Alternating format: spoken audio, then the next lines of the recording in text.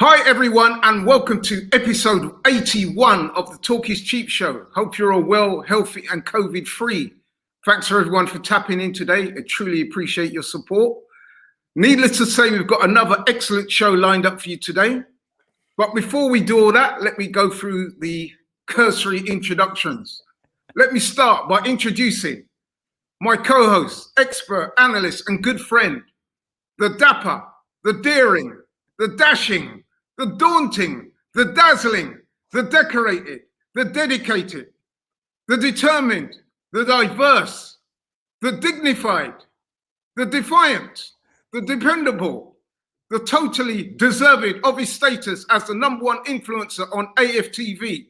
Ladies and gentlemen, please give a big digital round of applause to Mr. Curtis Shaw of Curtis Shaw TV in the house. What are you saying, bro? They get better every week, man. You know, I'm always waiting. What letter is he going for this week? I appreciate the intro. I'm good. Pleasure to be here. You look like you're in a beer garden or something. No, man, we've got our Euro theme going on, man. I'm at AFTV HQ. Yeah. So how have you been, bro? No, I'm good, man. Just been, working. It was my birthday and that, so just celebrations and, back to business now, as they say. Business happy run. Yeah, man, no doubt. It's kind of hot in here, man, so excuse me while I have to, you know what I mean? No worries. It's usually hot in here. And given that I'm one of players, it makes it even more remarkable. But anyway, good to know that you're doing well, bro. Yeah, man. And no doubt you've been catching up with the football and everything else, but we'll catch on that later. But I just thought we'd open up the show with news and notes. Yeah. Little Arsenal update, transfer news to report. Also, it would appear that the signing of Ben White could be imminent. England defender, highly rated. There's strong rumours that personal terms have been agreed with the player, and that we're talking £45 million plus add-ons of £5 million. Could bump it up to about 50 million. Now, there's been a lot of conjecture in the AFTV staff rooms over the past couple of days. We've been talking about whether we really need this guy or, whether it would be a good fit. I mean, we do have quite a number of central defenders at the moment, but what's your take on it, bro? You're the expert. What's your take on the Ben White situation? I think with Ben White, I can see why they're going for him, because I think clearly Mikel Arteta wants to play out from defence.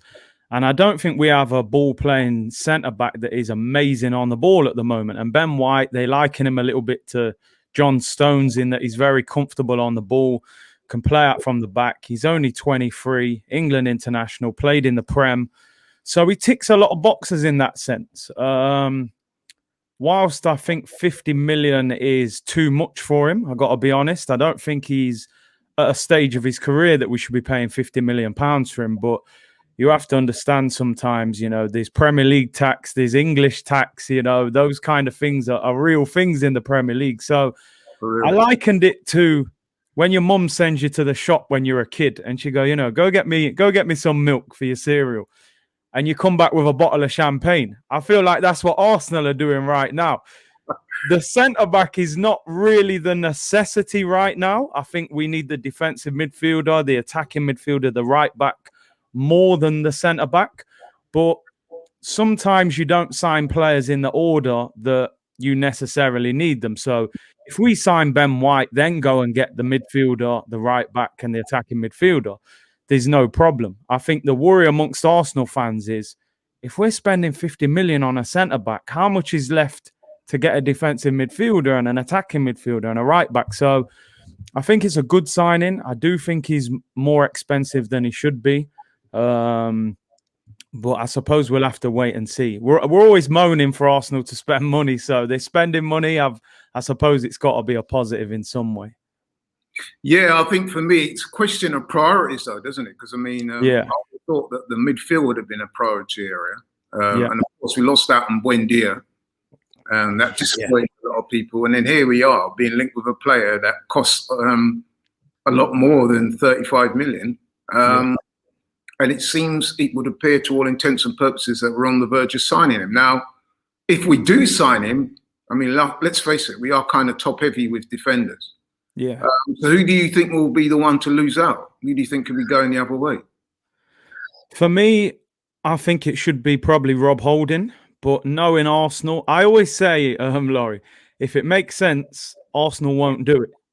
Because that's just what kind of club they are. So knowing Arsenal, they'll probably get rid of Saliba, which for me, if Saliba is allowed to leave, I think is an absolute disgrace. Honestly, I think the treatment that he's had from this club, if they allow him to go, I think is shocking. So for me, I think you got to let, if you've got Pablo Mari and Gabriel, they're your two left-sided centre-backs. And then you've got Saliba and maybe you bring in Ben White as your right-sided. And then you've got Chambers, who's versatile. For me, Rob Holding's the one that I think you can afford to let go. But you just never know with Arsenal, man. They're crazy. Yeah, I'm not so sure if they'll let Rob Holding go, because it would appear that the manager is very keen on him. He's even been captain a couple of times last season. And then with the Saliba thing, man, I'm nonplussed. I just don't know what's going on there, man. Nah. You hear stuff about potential fallout between him and the manager. I mean, looking at some of his tweets over the previous months, it would appear he feels fairly hard done by. And it certainly looks that way. Obviously, we don't know the ins and outs of what's going on at Arsenal, man. But it's a weird one that this guy came to the club with such expectation, was so high, wasn't it? Yeah. I mean, previously, he'd been partnered for Wesley Fofana back in St Etienne. Yeah. And if anything, he was seen as a senior partner in that football relationship, wasn't he? In that central pairing at St Etienne. And lo and behold, Fofana goes on to do big things. And Saliba hasn't had a look in. And I just don't get it, man. Do you know anything you can tell the viewers that might have happened with Saliba, why he's just not worked out for him at Arsenal so far yet, or what? Nah, do you know what it is? I haven't got no inside info, but for me, from the outside, bruv, it just seems like there's a personal issue there to me. I think anybody who's been in any kind of work environment, sporting environment, sometimes you just don't click with certain people.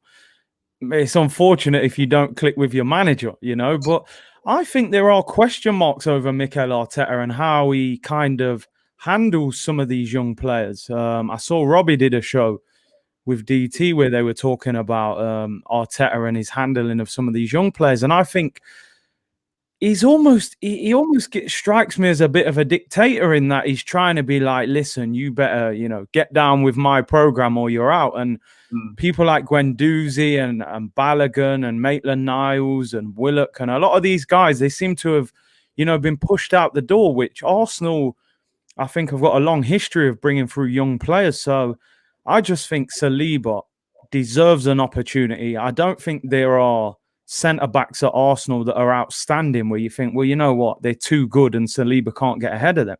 If I'm Saliba, I'm thinking I can get in that Arsenal team. So he deserves an opportunity. I just hope that Arteta gives it him. But from the outside, it just appears Arteta's not, he don't like him for whatever reason. It does sort of give you those feelings because, this guy, he's been talked about as a fabulous player, as a tremendous prospect. I've even heard him described as the new Varane in France.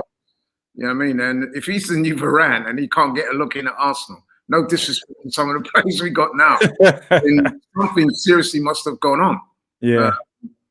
But anyway, it looks like the Ben White. I mean, what I would say about Ben White is I know a couple of Leeds fans, and they've been waxing lyrical about Ben White. He was up there on loan, wasn't he? And I know we need to keep him. He went to Brighton. He done very well there. Although, to be fair as well, when you were thinking about central defenders at Brighton, Lewis Dunk is the name that always came to mind. Yeah. So I think Ben White's kind of flown under the radar a little bit. But listening to some of the so-called experts, football experts, talk about him, and obviously he's been inducted into the England squad at the Euros, although he hasn't played yet. It would appear that most people seem to rate this guy quite highly. Yeah. They said he's a good reader of the game, he's athletic, likes a tackle and stuff like that. So if all those things are true, then Arsenal could have a good player on their hands. So I guess we'll have to wait and see. But it does look like it's going to happen. Another something that looks like it may happen, to all intents and purposes, is the Anderlecht midfielder. Is it Albert Sambi Lokongo? Yeah, that's it. Again, Curtis, you're the expert. Tell the people what you know about this guy, and if we do sign him, where he'll fit in. We know he's a midfielder. So the floor is yours, Curtis. Tell the people what you know about Albert Sambi Lokonga. I mean, first of all, I'm not going to pretend to be an expert on this guy. So I'm not going to, pretend I've seen him play 20 times. What I have seen and what I do know about him, he's a young guy, very athletic, very mobile. He's captained Anderlecht and he's only 21. So, that's, I think, a big plus if they see him as a leader at that age. He's got into the Belgium squad for the Euros. Obviously, Belgium, I think, in the ranking system are rated as the top team in world football. And for him to get selected for their squad says a lot about him. Obviously, Thierry-Emerick is the assistant manager, and apparently Henry has recommended him to Arsenal, and said that, look, this is a guy worth looking at. I think, listen, when you can get a 21-year-old Belgian international for, they're saying 16, 17 million pounds, if you get him in, manage him right, worst case scenario, you should get your money back. If you develop him like you hope you should, and then, you can potentially make a lot more and get a good player. So what I would say with Lokonga, I think it's a good addition, but I hope he's not, the marquee signing of our midfield. If we sign him, I see him as a Guendouzi and El Neni replacement. But obviously, if Xhaka goes, I would still like to see Arsenal go and get a Basuma or someone of that ilk. So for me, I think he's a good addition and somebody that can help us, give us some energy and pace. But yeah, he can't be the main central midfield addition, in my opinion. Yeah. Okay, I was going to ask about Basuma because I was thinking if we sign this guy, Lokonga, does it mean that our interest in Basuma is no longer there or what? I mean... And this is my worry, innit? It's funny. Every Arsenal fan that you meet is saying, get Basuma, get Basuma. So Arsenal contact Brighton and then go and sign Ben White. I told you, if it makes sense, Arsenal won't do it. We should get that on a T-shirt, man. But I just get the impression that... I just get the impression we're not going for Basuma. Honestly, I don't think that... I don't think he's high on the list. I think he wants a ball player to play next to Thomas Partey, like a Neves or an Aouar or somebody like that. I don't think he will go for him. I hope I'm wrong because I think Basuma's a brilliant player, but I don't see it if I'm being honest. And we definitely need sort of playmaker type in midfield because we're hearing that Odegaard is to go back to Madrid. So, there is that vacancy there in the midfield. Somebody can act as a playmaker. Obviously, Ceballos is no longer there either. So, yeah, who would you like to see fill that berth? Well, obviously we've got Smith Rowe, and I think he needs to have a really big season this year. I think he did well last year. I'd like to see him get more goals this year. So hopefully, because we know Villa are sniffing around again. They're trying to. I don't know what they're trying to do right now, but they've got no respect for us right now whatsoever. But no, I like Sabitzer. I think he's a very good player. He's done well in the Euros. He could be available. I like the guy, Mateus Pereira at West Brom. I know we've spoken about him before. He scored against us last season. Apparently, West Brom only want 15 million for him. He's Brazilian. He's 25. Got 11 goals for West Brom last year. I think he ticks the boxes. But again, it's too sensible, that is, for Arsenal. They'll do something crazy and go and get someone we've never heard of, no doubt. But there's a few options out there. I'll tell you a name that's kind of sprung up to light over the last couple of days that we've been linked with. I mean, I don't know how true this is, but I thought I'd ask you anyway. He's currently playing for Sweden in the Euros. He's looked quite impressive, actually. Alexander Isak. Or whatever. I'm sure you've seen it. Yeah. Looks a good player, man. Looks quick, looks skillful, energetic. And there's talk that Arsenal have been inquiring about his services. Now, what's your thoughts on that? No, I like him. He's young. I saw him against Manchester United in the Europa League, and he looked really good, lively. He's had his best season this year at Sociedad. I think his release clause like 60, 70 million pounds. I mean, Arsenal would have to sell players to bring him in. I think Lacazette would have to go. I like him. Listen, if Arsenal were to move Lacazette on and bring him in, I'd be all for it. But they're laying down 50 million on Ben White, are they then going to spend 60 on Isaac, and we need a right back and this, that, the other? So listen, if they go for him, great. But, this is Kroenke's Arsenal. I don't see him laying down money like that unless it's some layaway business, as we talk about. My bad. I did refer to him as Rizak. It should have been Isaac. I butchered that one, man. Yeah, you butchered that one. I know Robin butchering names. It looks like I'm following suit. But I'm that guy, man. I must say I've been very impressed with it. Yeah. So it'll be interesting to see what happens there, if anything. But we'll keep across it. But yeah, those were a few names have been linked with in the transfer saga. So let's see how that unfolds. Okay, then. So for the latter half of the show, we're going to keep it quite short and concise this week. But yeah, the Euros, man. I'm sure you've been catching up with it.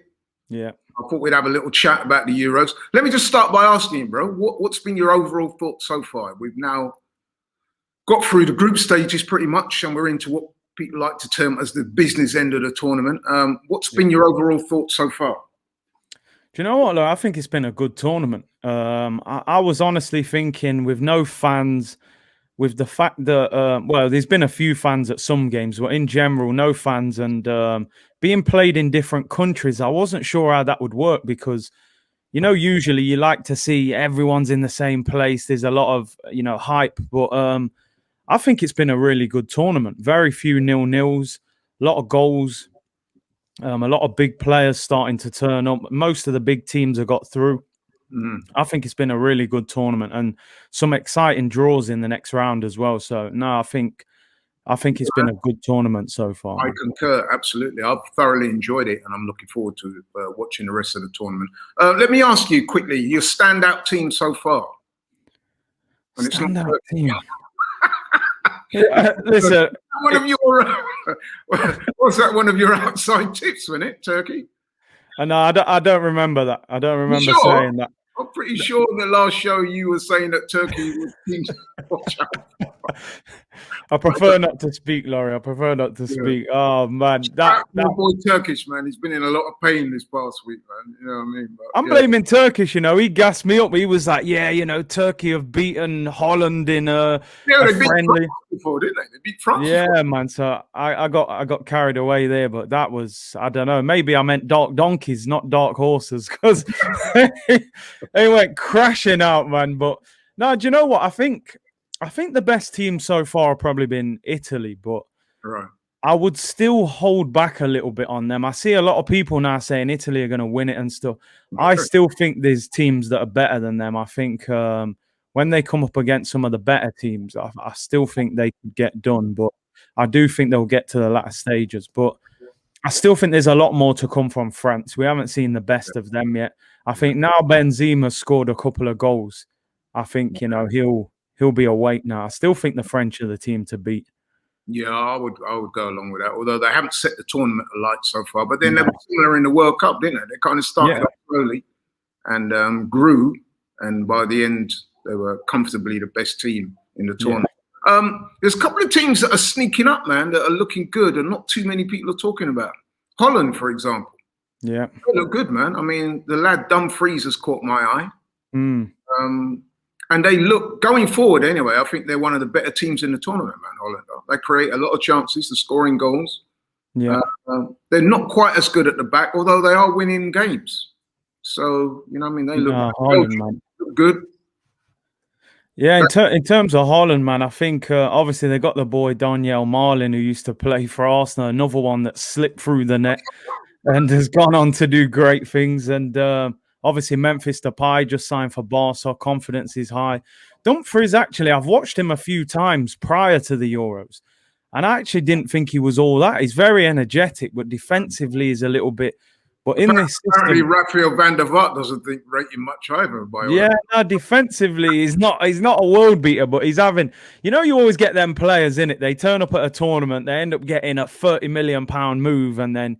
Remember El Hadj Diouf back in the day? Liverpool bought him, and then, you always get them players. I think with Holland, if they had Van Dijk in defence, that would have given them a chance. I think, again, I don't think Holland will win it, but like you said, they're just quietly handling business, and they've got quite a good draw as well going forward.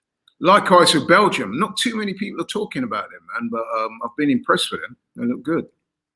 Yeah, Lukaku, man. When you got Lukaku and De Bruyne in your team, you know, things are going to happen. I think Lukaku's at the best point of his career right now. I think he's really figured out what he's good at. I feel like before people have always looked at Lukaku and gone, well, he lacks this, he lacks that. Where I feel now he's just focusing on what he's good at. And I think him and De Bruyne, man, they're just the wavelength that those two are on together is amazing. I think Belgium are a little bit weak at the back. I think if you play against them, you can get at them. Yeah. But again, I expect Belgium to go far, although they've got Portugal. Tottenham oldies in their team, man, as well. Yeah, two old boys. But they got Portugal in the next round, so yeah, I'm looking forward to that game. You never know. Could go out. I was going to say standout players for you. Standout players, I think for me, De Bruyne. I know he didn't even start the first game, but every time he's on the pitch, something happens. For me, the best centre midfielder in the world, De Bruyne. I think Ronaldo. You know, I know people go penalties and tap-ins, but 36 years of age, man, he's got no right to be as good as he is. I just think he's a phenomenon for his age. Well, people talk about penalties, but you've got to score them, man. I mean, they're not. You know what I mean? So yeah, they're not open goals. You know, you're under a lot of pressure, and he just dismisses them all the time. I think there've been a few players, man. I think Lukaku and Locatelli for Italy's done well. You know what? I probably can't name any England players because we've been one of the most quiet teams in the competition, to be honest. You know what? That kind of segues nicely onto the next question I was going to ask you. What do you think of England so far? I'll be interested to hear your thoughts on England, man. Because I mean, let me go first by saying, go on. I was critical of England in the first couple of games. I felt that we could have beaten Croatia more comfortably. I did rate Croatia, although to be fair to them, they did play very well against Scotland. But I still don't think Croatia are one of the teams in the tournament that are going to do much, if I'm being honest with you. I don't expect them to get poked through the next stage. And against Scotland, I thought we were very average. Some people might say Scotland are actually the better team. But, you know, we've gone on, we beat Czech Republic. Listen, man, I think England, the way I feel about England is this, like, we are one of those teams that are going to be very hard to beat. We may not set the tournament alight, but I think we are going to be one of those teams that are going to be very hard to beat. I'm a little disappointed that we're not playing a more expansive brand of football, but I do get it. Southgate is quite a pragmatic manager, and he wants to build from the back. He's a former defender himself, so I'm sure he realizes the value of not conceding. But I do want him to take the handbrake off a little bit, because I feel, and I'm pretty sure you'll agree with me when I say this, is that our strengths lie in the midfield and the attacking areas. And I want him to free up those guys and let them express themselves a little bit more. And I get a little bit frustrated that we're not doing that at the moment, because we could look better. But having said that, we're through to the next stage of the tournament. And defensively, we look sound. We look solid. We're not very elaborate. We're not very expansive. We don't excite, but we're getting the job done. And I still think that they're on course for a reasonable run in this tournament. I'm actually quite optimistic for our game against Germany next Tuesday. I definitely think we can get a result there. I've not been blown away by the Germans.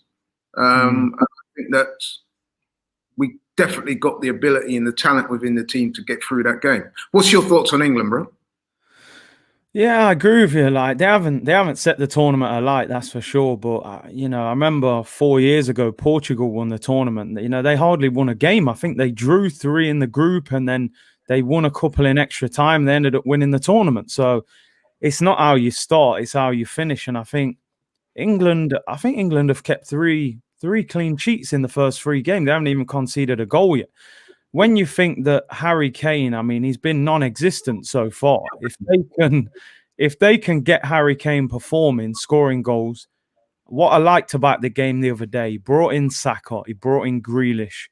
I think that just opened up the way we played a little bit more, because you had people that when they get the ball, they drive at people, they create space for others. So for me, Grealish and Saka have to play at that game against Germany. 100%. So I'm not overly keen on that Declan Rice, Phillips pivot in midfield. I think it's very defensive. But like you said, Southgate's very pragmatic, isn't he, as a former defender? Yeah, I mean, we went with the two holding midfielders against Croatia, Scotland, and Czech Republic. I wasn't sure of the need for that. There may be a need, funny enough, for that when we play the so-called better team, starting with Germany. Yeah. But yeah, man, I think there's reason for optimism there. I don't think Germany are going to frighten anyone. And all our games are going to be at home as long as we keep winning. So I'm fairly optimistic. I just want to say shout out to Bukayo Saka, man. What an impressive start he made, man. That was outstanding from him. Man of the match. And he just transferred that Arsenal form to the international arena. And that was very impressive. And one thing I really like about Bukayo Saka is his mental strength, man. He just turns up and play like he's playing, you know what I mean, with his mates down the park, you know what I mean? Nothing faces him, man. And I think that's a real commendable trait he's got there. I want to see more of him in this tournament, man. I hope it's not a one-off. What was your thoughts, bro? I thought Saka was brilliant. Do you know what? I have to admit, Laurie, I've always rated Saka, but I think he's actually even better than I thought he was. I used to think, he's good, but I'm not sure what his best position is, or, every position that he's played for Arsenal, he's just performed. He's now obviously seems to play on the right wing a lot. I think he can make that right wing spot his own in the England squad. Got man of the match, was direct. I think they said in the first half it was the most completed dribbles in the whole tournament for England, which shows that other players are not running at people enough. So I think he has to start against Germany. He has to start. He has to play him. If he doesn't, he's bottling it. And like you just said, I think, they obviously could have played Portugal or France, which, I thought Pogba was outstanding against Portugal the other day. But I think them two would have been more difficult games than Germany, even though the Germans do have a good record against England. So I'm still a little bit nervous for England. But I think that was the easiest out of the three, in my opinion. Yeah. No, man, I mean, I agree with you on all that. And like I said, shout out to Saka. I've got to say shout out to your friend Granit Xhaka as well, man. He's had a decent tournament. Not my mate, bruv. No, but I mean, against Turkey, he had a good game. He had that free kick at the end that hit the post. And I thought he was quite instrumental in a lot of the good stuff that they did, actually. I mean, listen, man, we all know what Xhaka is all about. He does what it says on the tin. There's nothing spectacular about it. But he's a presence in midfield. He's definitely a leader in that Switzerland team. And, man, fair play to him. He's done well. Right, so let's look at the games coming up. Quick prediction on who you think will progress through to the next stage. Wales, they've done quite well in the tournament so far. They've got an interesting game this weekend against Denmark. What's your thoughts? What's your prediction? Do you know what? I'm going for Gareth Wales, mate. I'm going for Gareth Wales. I think Gareth Wales is going to pull it out of the bag, man. I don't know why. They've got this thing about them where they find a way. And the game's in Amsterdam, because I thought the game was going to be in Denmark, but so I thought if they had home advantage, Denmark, but it's in Amsterdam. I've just got a feeling Wales are gonna sneak it. I don't know why. I think they might nick it.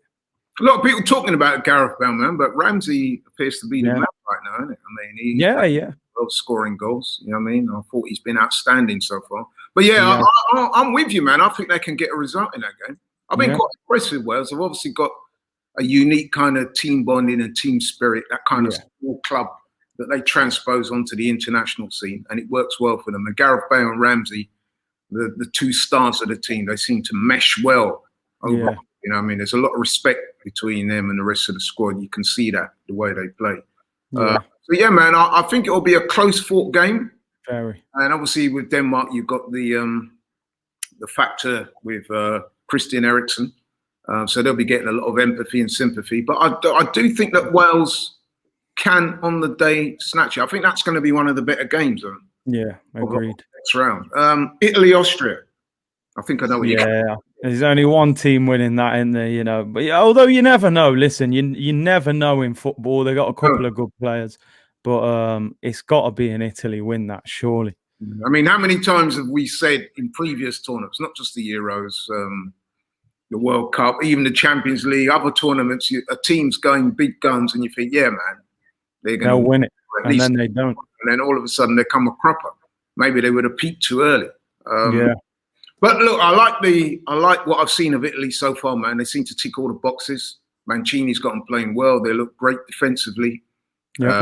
But also they look good through midfield and attack, the scoring goals. The confidence is there. Like I said before, they're well coached. And they're going to be extremely difficult to beat. And no disrespect, but I can't see Austria being that team to beat. So I think Italy will go through there. Italy win there. Holland, Czech Republic. Yeah, I think that's a Holland win. Czech Republic for me. Well, I wasn't impressed with them against England. I know they got that guy Schick, is it? Be careful how I say his name here, but yeah. The goalkeeper would do best to not come out too far out of his goal. Yeah, he's lobbing man from the halfway line. But no, I think Holland have got a lot of pace in attack, and you know, Wijnaldum and them guys, they look vibrant at the moment. I think Holland will win comfortably. I gotta be honest. Yeah, I fancy Holland. And like I said at the start of the show, man, I think Holland are one of those teams that are kind of operating under the radar a little bit. Yeah. They're impressive without being overly impressive. So not everyone's talking about them, but I do like the look of them. And going forward, they look a force. Yeah. And then we've got what appears to be one of your favourite teams, Belgium, Portugal. Yeah. That could be a tie around, couldn't it? I think it is, man. Do you know what? I like both these teams. Because I'm a big fan of Ronaldo, and also I love De Bruyne and Lukaku. Do you know what? I'm finding this one hard to call. You know. Yeah, man. Yeah. And you know what? I'm gonna say? I'm gonna go for a Portugal win. Wow. I'm gonna go for a Portugal win. I just think I don't know what it is. Yeah, I just think something about Belgium at times just doesn't click. I don't know what it is. I don't know if it's that manager, the defense. I've just got a feeling Ronaldo, they're the holders. They're just drawn with France. I just got a feeling that Portugal are going to beat them. So I'm going for a Portugal win. Oh, that's a good look. A bit against the odds, but no, I think they're going to beat them on the counter attack. Interesting. It'll be interesting when we revisit this next week to see what happens. You know what? I'm going to go for Belgium. I think overall they're slightly stronger. And like you alluded to earlier, that combination of De Bruyne in midfield and Lukaku up top. And don't forget, Hazard hasn't come to the party yet. Yeah, you're right. Yeah, and they've got a number of other players, man, that look good. So yeah, I'm going to stick my neck out and go for Belgium. But I do agree with you. It's going to be a closely contested game and a very entertaining game, I would have thought. Yeah. Right, moving on. Croatia and Spain. Yeah. I mean, Spain did get that 5-0 win, but up until that point, they hadn't looked that good. No. They were getting a lot of criticism back home, apparently, for their style of play, creating a lot of chances and not scoring. And then lo and behold, they go and thrash Slovakia 5-0. Yeah. Martin Dubravka did his best to God, we've one of the weirdest own goals I've ever seen in my life. Yeah. A friend of mine, if that was a cricket match, it had been investigated. Yeah, that's what I'm just gonna say. Match fixing galore there. Although he has saved penalties for them, so you know, I guess that's how it happens with goalkeepers. But yeah, Croatia and Spain, bro. I'm going for a Spain win. I mean, Croatia did all right against Scotland. Modric, his goal was absolutely unreal outside of the foot. I think Spain will just get the better of them. I think they got a slightly better team, bit more energy and experience. When Morata's up front, you know, you always know you can mess things up. But I think Spain will pip it. A tight win, I think, for Spain. I agree with your prediction, but I'm not so sure I think it's going to be that close a game unless Croatia park the bus. I think Spain are comfortably the better team, and I would expect them to win by at least 2 clear goals in this game. I really don't rate Croatia that much. I mean, they got Modric, they got Perisic, 2 good players. Modric, very good player. Yeah. But I just think they look kind of old to me. They look kind of slow and jaded, on a bit. and I think that they're past their best by some distance. Spain, they've got a lot of quality in the team, and if they hit the straps, man, I mean, they could be one of those teams that start off slow and gain some momentum. But I thoroughly expect Spain to dominate this game and win handily. So I'm going for a Spain win by a couple of goals. Yeah. Switzerland. Yeah, there's only one. That's Xhaka's tournament over, mate. Book your ticket. Get yourself straight to Roma. Don't even come back to London. You know, get yourself to Mourinho's office and sign for Roma. That's you know what, Curtis? For a long time now, I've had this feeling that you're not the biggest fan of Granit Xhaka. Nah, not the biggest. Not the biggest. In fact, some would say that you're probably less of a fan of Xhaka than I am of Hector Bellerin. No, listen, Granit, mate. You know, no, I'll be happy for that guy to go. No disrespect, you know, but yeah, get him out because he's dyed his hair blonde, so he's going to. Yeah, they're all trying to look like Gaza now, aren't they? Foden, all of them, you know. But no, I think France win. Pogba's got the old blonde piece in, isn't it? Yeah, he's got. I think so. Yeah, I think France win this comfortably, 2 or 3-0. I think they'll brush Switzerland aside. You say that, but France couldn't brush Hungary aside, could they? No, they couldn't. But I think now Benzema scored. Pogba was brilliant in that game against Portugal. I think, you know, some teams take 2 or 3 games to click. International teams, they don't train together often, so I think they get better as the tournament goes on. I think France will win comfortably. Yeah, I agree with you there. Although, when you say comfortably, in terms of possession, they'll have a lot of possession. Will they score a lot of goals? Mbappe's yet to find the net yet. Benzema has missed quite a few chances, although he got his goal in the end.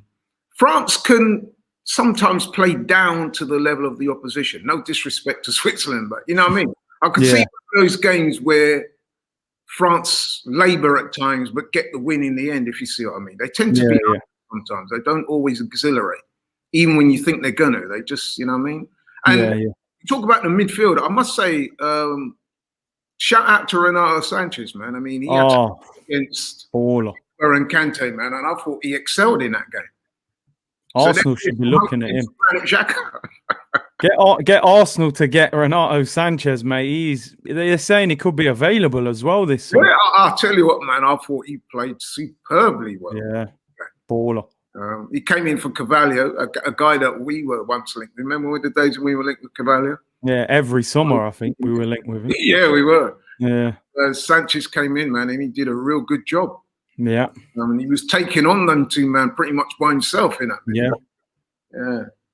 But yeah, I'll go back to the game. Yeah, I'm going for France. I don't think it's going to be a walk in the park. It's not going to be a cake because I think Switzerland, the way they set up, they're pretty organised. The manager's got them playing a very pragmatic style of football, and I think that they can, you know what I mean, they'll be in there trying to keep it tight, and they've got players on the attack that can hurt, you know what I mean? So, you know, we'll see what happens there. Yeah. Okay. Tuesday, the big one, England versus Germany. We're beating them, mate. I'm telling you, it's coming home. No. Listen, I don't think it's coming home, but I do think England will beat Germany. I think it'll be a tight game. I don't think they should be overconfident because I know Germany haven't been great, but they did beat Portugal quite comfortably. So they can do it at times. But I just think England play a little bit more expansive. I think Germany are weak at the back. Hummels he's running backwards basically. Is that slow? You know, they've still got threats though with Havertz and Gnabry. They will trouble us going forward, but I think England will scrape through. Yeah, Gnabry, another one that Arsenal just, you know, apparently we decided to keep Walcott and get rid of Gnabry, but at the time it probably made sense, but now it looks like a shocking decision. So, no, I think England will scrape through. 2-1 I'll go for. They've got the Goal Express Timo Werner as well. Yeah. Although he hasn't been starting. If all works, he'll probably come back to bite all those criticisms in the bum, won't it? Yeah. You're right. They do have some quality players. But I think overall, just don't think Germany have got that momentum going yet, have they? They're not quite. Really, no. And I think that this is an excellent opportunity to beat them and get through to the next stage. I am looking forward to that game. Yeah. It'll be a great game. And a game that I'm sure is going to get you absolutely riveted and looking forward to it. Sweden versus Ukraine. Box office. The standout game of that tie, you know. Although our friend Alex Isaac should be playing in that game. So yeah. that's something to watch. No, I think Sweden will win this as well. Ukraine, I don't think have looked great. And Sweden, yeah, they're not bad. They're one of them teams. They always seem to get reasonably far in the tournament. And no, I think Sweden will win. I think they'll win comfortably as well. Yeah, Ukraine are one of those teams you kind of wonder, how are they still there? You know? Yeah. This is that third place, if you get it, and all that. The group. You kind of wonder, so what, Ukraine? What do you mean they're still in the tournament? How did they manage it? But listen, you can't sort of underestimate and overlook too many teams at this, especially at these stages. Yeah, I mean, they're all going to play to a specific plan, aren't they? Yeah. I can't see too much over-expansive, elaborate football in that game. I'm going to be placing a bet with you right now that Sweden-Ukraine game goes to penalties. You know what I mean? I think so. The kind of game that will, you know what I mean, that'll be penalties, or it'll be a 1-0 win. Sweden get a goal in the 80th minute, or maybe get a goal in the 5th minute and just hold out. You know what I mean? I can't see it being a very entertaining game. I hope I'm proved wrong. But yeah, so that's a little summary of the next round. So to ask you, if I haven't asked you already, forgive me, but your tip for the tournament at this stage? I'm still going for France. I just think they'll get better as the tournament goes on. Pogba, Benzema, I think Mbappe hasn't even scored yet. Once he gets going, I'm still sticking with France at this stage. Yeah, I think that's a wise tip. Yeah, man, I'm looking forward to those games. So we'll see. Man. Okay, my man. So we're coming to the end of the show now. Thanks very much, as usual, for your honest and forthright opinions. No worries. Great to have you back on, man. Hopefully next week can get you in the studio. Yeah, we're back next week. We can again go through the latest developments of what's going on at Arsenal, and no doubt we'll have our updates on the Euros, and we'll see what goes from there, man. So yeah, very much. Thanks to everybody for tapping in. Truly appreciate your support as always. Smash the like button, subscribe to the channel, share the video, man. Appreciate it very much. Yeah, man. Take care of yourselves, people. We're slowly coming out of the COVID saga. Freedom Day was supposed to be coming up on July 19th. I'm looking forward to that. But in the meantime, guys, keep yourself healthy, well, safe, and COVID-free. And look forward to seeing you next week. We're out.